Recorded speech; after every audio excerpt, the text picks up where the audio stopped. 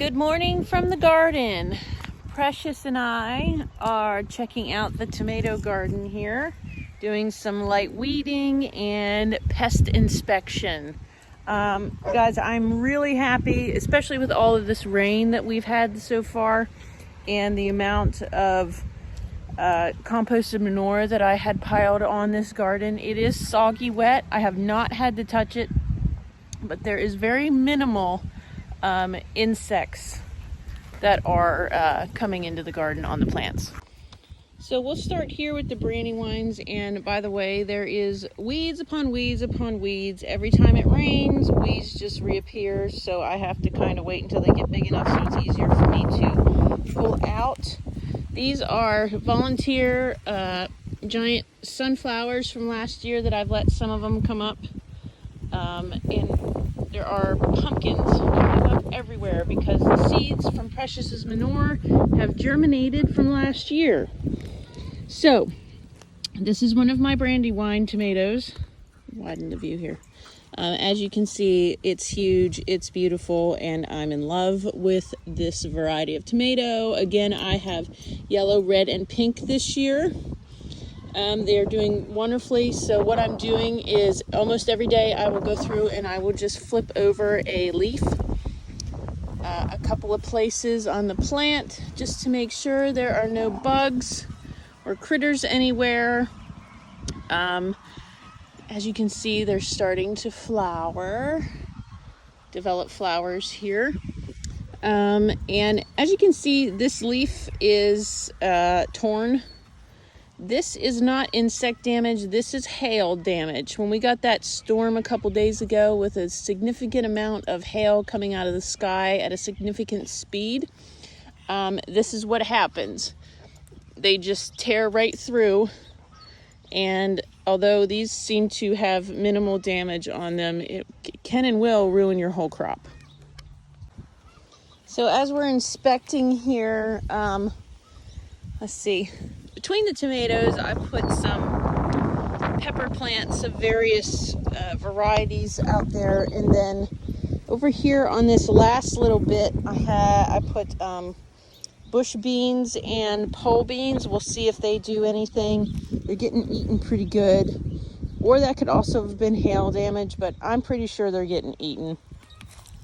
This guy, as you can see, is not in the line with all the other tomatoes. This is a volunteer from last year. That's likely a beefsteak. We got a pumpkin. We got some more pumpkins here. Let's set up this sunflower once again. I'm trying to kind of get them to get on this hog panel. That way they don't keep falling down and snapping. Got some more pumpkins. These are potatoes from last year that I let in. Let's see, anything else? Let's jog on down here. We have these are but husky red cherry tomatoes. I did buy them at Walmart. These are the $1.97 a piece. And we've already got some cherry tomatoes going.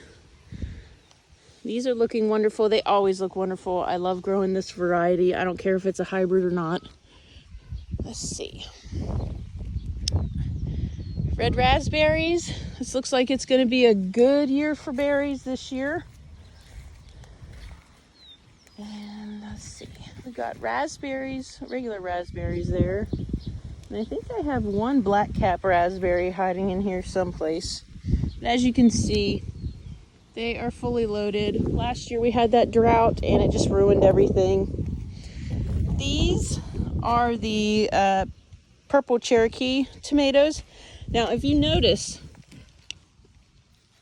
this variety, its leaves are much different than the brandywine. So you can always tell the difference between a brandywine and any other variety because of their big, luscious, bodacious leaves.